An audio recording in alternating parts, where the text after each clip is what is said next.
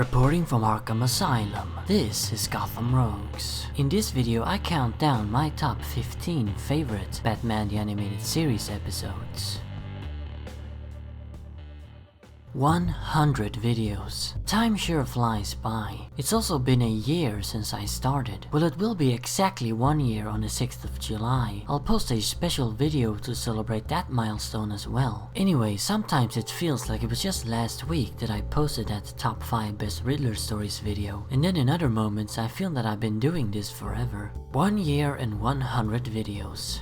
Anyway, for this occasion I thought it would be fitting to count down my favorite TAS episodes. It's the show that really defined Batman to me and my whole generation. Back in the 90s, me and my friends would bench ourselves in front of the TV whenever an episode aired. Sure, we liked other shows too, like Spider-Man and Superman, but nothing held a candle against the dark and macabre world of the Batman. Batman comics stopped being published in Sweden in 1992, so the animated series alongside the Tim Burton movies is what introduced us to the Dark Knight. It was here on this show that I first set my eyes upon characters like Two-Face, Riddler, the Scarecrow, Mr. Freeze, the Mad Hatter, Poison Ivy, Killer Croc, and so on. Obviously TAS holds a great deal of personal meaning to me, but besides the nostalgia, it was one damn good show. It seems to be beloved by people who didn't grow up with it as well. Because the series had so many amazing episodes, a top 5 list didn't cut it. Not even a top 10 was enough. No, I had to make it a top 15. By the way, I will not be including any new Batman Adventures episodes. Only proper TAS ones will be featured. And as usual, these are just my opinions, so feel free to write your own lists in the comments. And without further ado, here we go. Number 15. A Bullet for Bullock. A scene-for-scene adaptation of Detective Comics 651. This is easily my favorite Harvey Bullock story of all time. In it, someone is trying to murder our favorite grumpy cop, Bullock, and in order to crack the case and save his own life, the grizzled detective seeks the aid of his hated nemesis, Batman. I love the relationship between Batman and Bullock. They really don't like each other. Bullock thinks Batman is a vigilante freak who should stay out of police business, and Batman thinks that Harvey is an incompetent slob and constantly suspects him of corruption. But here in this story, they're forced to work together, and it is really amusing to watch. This episode also has the best film noir vibes of the entire show, complete with a moody jazz score. Number 14. Mad as a Hatter. The episode that made Jervis Tetch, aka the Mad Hatter, into an actual character, and still to this day the greatest Mad Hatter story of all time. It was the first time that he got an actual origin story and proper motivations for becoming a rogue. It's a tragic tale about unrequited love and a meek man who gets the opportunity to make the world into his own wonderland. This episode features my favorite portrayal of Jervis. He's a sympathetic guy and we can understand him, but he also goes too far, letting his obsession getting the better of him. He's a whimsical and fun character, but at the same time there's a sinister creepiness lurking just below the surface. When I think of the Hatter, it's the TAS portrayal in this episode specifically that I picture. Number 13. Harlequinade. This one is about the Joker getting his dirty little mitts on an Adam Bob, which naturally poses quite a threat to the safety of Gotham City. In order to find the Joker and figure out his next move, Batman hires the help from someone who knows the Clown Prince intimately, namely his trusty henchgirl and main squeeze, Harley Quinn. You've probably figured it out by now, but I absolutely love stories where Batman forms a strained, temporary partnership with one of his rogues. In this episode, the grim and stoic personality of Batman is a hilarious contrast to the zany and ditzy Harleen. This is the funniest Harley episode on the entire show, and actually my favorite Harley episode, not counting Mad Love. It's also a great Harley Joker episode that perfectly showcases how nutty their relationship is. Number 12. Second Chance. Harvey Dent's reform episode on the show. In it, Harvey's just about to enter surgery to have his face fixed in an attempt at rehabilitation when a group of thugs burst onto the scene, kidnapping him. It then becomes apparent that someone wanted to stop Harvey from being cured of his mental illness. Of course, I can't talk about this episode without revealing who that someone is. It's Two-Face, his evil personality. Maybe that seems obvious now, but I remember being shocked at the revelation watching this as a kid. I love these stories that pit the two sides of Two-Face against each other, utilizing his split personality in a really clever way. This is also, fittingly enough, the second best villain reform episode and Two-Face episode on the show in my opinion. Number 11. Beware the Grey Ghost. An episode that focuses on Bruce Wayne's childhood idol and inspiration for becoming Batman, the Grey Ghost, a pulpy hero from an old TV show. A new mysterious criminal recreates the crimes of the Mad Bomber, a villain on an episode of the Grey Ghost, and in order to anticipate his next move, Batman contacts Simon Trent, the actor who played the Grey Ghost. Trent, however, is a total wash-up, whose career was ruined by the Grey Ghost show and who now lives in poverty. This is a really touching episode, and one of the best to focus on the character of Bruce Wayne. I also love how it's an homage to old movie serials and pulp characters like The Shadow. The story of Simon Trent also kinda mirrors the career and life of Adam West, who actually voiced Trent in the episode. Number 10. Joker's Favor. My second favorite Joker episode, this one is essentially just a really fun romp. Joker stalks and terrorizes an innocent guy named Charles Collins, who accidentally insulted him once. The clown promises that one day Charles will hear from him, and on that day he will be asked to do the Joker a favor. Naturally, Charlie changes his identity and moves to another location, but no one escapes from the Joker, and after 2 years of living in peace, Charles gets that fateful phone call. So like I said, this is merely a really fun episode that portrays the Joker as a psychotic bully. He only terrorizes Charlie because he thinks it's fun. I mean, obviously he doesn't care about the insult. This is just Mr. J's idea of killing time, and that's what makes it so hilarious. Number 9. Read My Lips.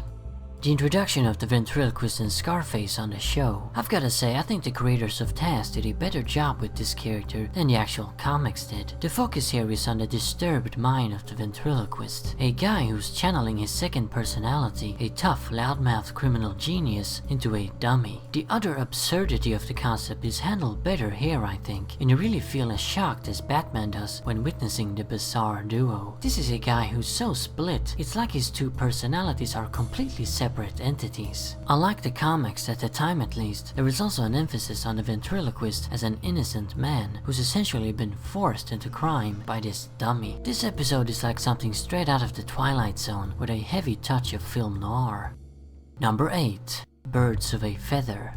The Penguin reforms and tries to join high society, falling in love with socialite Veronica Vreeland, who actually turns out to just be using old Pengy as a gag at a party. I've said this before and I'm saying it again, this is not only the greatest Penguin episode on the show, but also the greatest villain reform episode, and it had some really heavy competition too, in the form of Second Chance, House and Garden, and Riddler's reform. But out of all those, I had to pick this one. How could I not? What I love so much about Birds of a Feather is that Pengers truly and sincerely wanted to walk the straight and narrow, but it was ruined, not by himself, but by others. Penguin is the hero of the episode, and Veronica and her flunky are the villains. Number 7. The Man Who Killed Batman. A really comedic episode where a small-time loser criminal who dreams of becoming a big shot accidentally kills Batman, or so it seems. He's then hailed as the king of Gotham's underworld, getting everything he ever wanted. However, having such a big rep isn't as great as he thought, as it gets him in all kinds of trouble. Worst is when the Joker has him kidnapped, not to congratulate him, but to punish the man who stole the honor of doing away with Batman. I find the story of this loser criminal, Sid the Squid, a meek, neurotic, Woody Allen-like guy, to be absolutely hilarious. Sid is also really sympathetic and we kinda root for him. This also happens to be my favorite Joker episode, as it explores his obsession with Batman, establishing that the Dark Knight is his motivation for crime. Like he says, without Batman, crime has no punchline. Number 6. Heart of Ice. The episode that made Mr. Freeze into an actual character. Before this, he was just a stereotypical ice-themed supervillain with weak motivations for committing crime. This episode introduced Nora, his dead wife, as the sole drive behind Victor's cold rage. The theme of ice now had a greater meaning, in that Freeze wasn't just literally turned into a cold man, but also figuratively, as the death of his wife at the hands of corrupt businessman Ferris Boyle stripped him of all compassion. It's such a tragic tale, and we really feel for Victor even though he is a villain. After all, the true villain who caused all this is Ferris Boyle. Just like Mad as a Hatter is my favorite Hatter story, Heart of Ice is my favorite Freeze story, and also like Jervis, Victor was given his definitive portrayal on this show. Number 5. Perchance to Dream.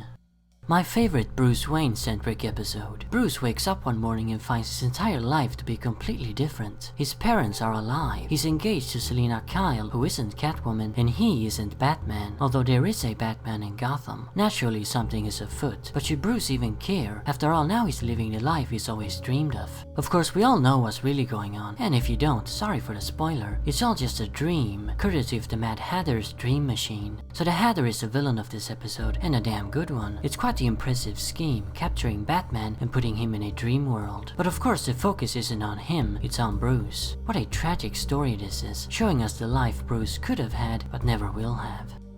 Number 4. Baby Doll. The story of Mary Doll, an actress suffering from a condition that prevented her from aging. Stuck in the body of a small child, Mary played a titular role on the sitcom Baby Doll. The show was eventually cancelled though, and Mary never got any other roles. Many years later she's lost her mind and longs back to the glory days of Baby Doll, determined to do anything to bring them back.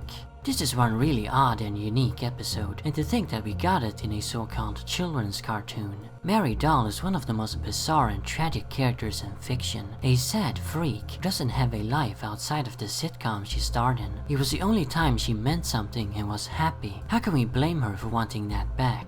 A truly fascinating rogue. Number 3. Two-Face Part 1 and 2.